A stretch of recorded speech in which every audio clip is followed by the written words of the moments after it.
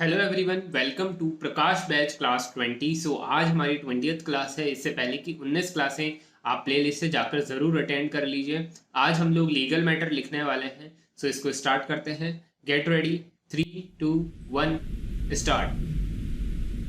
A bare perusal of these provisions shows that though the family code may not record the evidence of the witnesses at great length, but a memorandum of substance of the deposition must be recorded and signed both by the witnesses as well as by the presiding judge. Para. Section 16 empowers the family court to receive evidence of formal character by way of affidavit. It is obvious that it is only evidence of formal character which can be received by way of affidavit, and all other evidence must be recorded orally. Para. One of the main issues which arises for consideration is whether the right to cross-examine witnesses is available to the parties under the Family Courts Act. A perusal of the record of the present case shows that in the divorce case filed by the husband, as many as 6 witnesses were examined on behalf of the husband and 8 witnesses on behalf of the wife. We go through the statements of the witnesses. We find that no opportunity was given to the opposite party to cross-examine the witnesses.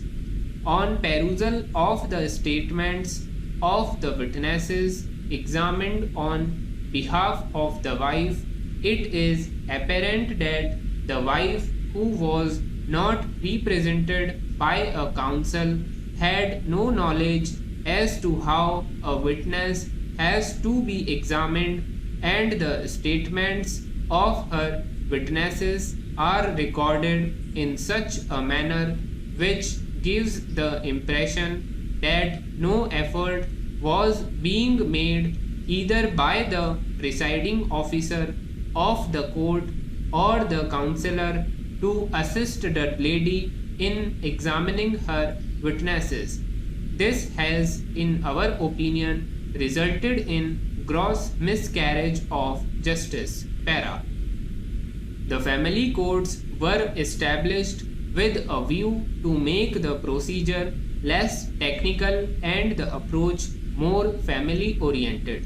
The object was that such matrimonial disputes should be settled by mutual consent of the parties, and the effort is towards settlement and not towards adjudication. As pointed out above, lawyers are not permitted to appear. Para. Our experience has been that when lawyers are not permitted to appear, it is the women who suffer more. In Indian society, husbands are normally better educated than the wives. In many cases, especially in the lower strata of society, the woman would be illiterate or barely educated, whereas the man would be educated and also employed. The man would also be more worldly wise. Therefore, though a man may be in a position to prepare pleadings, lead evidence, and examine and cross-examine witnesses in many cases, a woman who may not have even stepped out of her house or village would be overawed by the atmosphere in a family court and would be unable to match her husband. Para.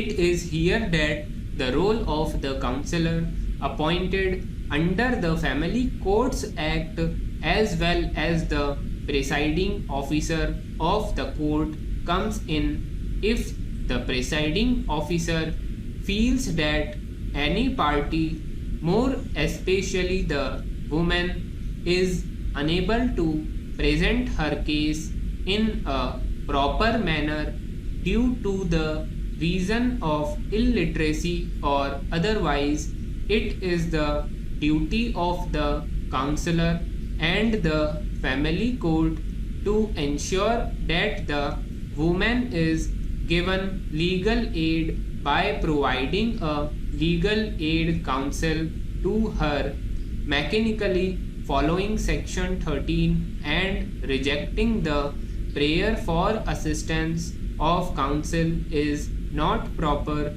in case the family court feels that a lawyer should not be appointed, then the counselor must aid and advise the women as to how she should deal with the matter. Para.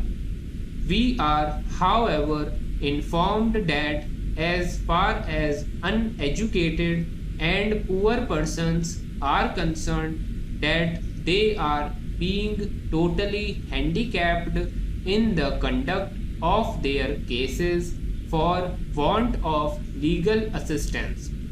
Even as far as persons coming from the educated and professional strata are concerned, the obvious difficulty that is involved, namely the drafting of applications and pleadings in consonance with court requirements and the ability to conduct an examination in chief or a cross examination are skills which one cannot expect of a lay person. The inevitable result is that the parties are handicapped, resulting in a possible miscarriage of justice, not to mention delays and the attendant problem of having to take the matter in appeal to the High Court. This is not something which is within the ability of all the litigants. It would therefore be a healthy practice for the family court at the scrutiny stage itself to ascertain as to whether the parties desire to be represented by their lawyers, and if such a desire is expressed at this or any subsequent stage of the proceedings, that the permission be granted if the court is satisfied that the litigant requires such assistance and would be handicapped if the case is not permitted. Stop. So guys ये matter लिख लिया है हमने. अब आपने इसको कैसा लिखा है उसको चेक करिए, ट्रांसक्राइब करिए. नोट पैड में आप इसको ट्रांसक्राइब करिए, एमएस वर्ड में मत करना क्योंकि उसमें वो गलतियां दिखाने लग जाता है. इसलिए नोट पैड में ट्रांसक्राइब करिए, उसके बाद में अपनी गलतियों को कमेंट ज़रूर कर देना. ये डिक्टेशन की स्पीड स्टार्टिंग में 80-85 के राउंड थी और बीच में 95 to 100 थी और लास्ट में वापस से 90 के राउंड थी. तो आई होप आपसे ये लिखा गया होगा. अब इसको आप प्रैक्टिस करिए. तब तक के लिए कोई भी क्वेश्चन हो, कोई भी क्वारी हो तो उसको कमेंट करके पूछ सकते हो या फिर पर्सनली टेलीग्राम पर भी कांटेक्ट कर सकते हो. तब तक के लिए thank you everyone and good bye.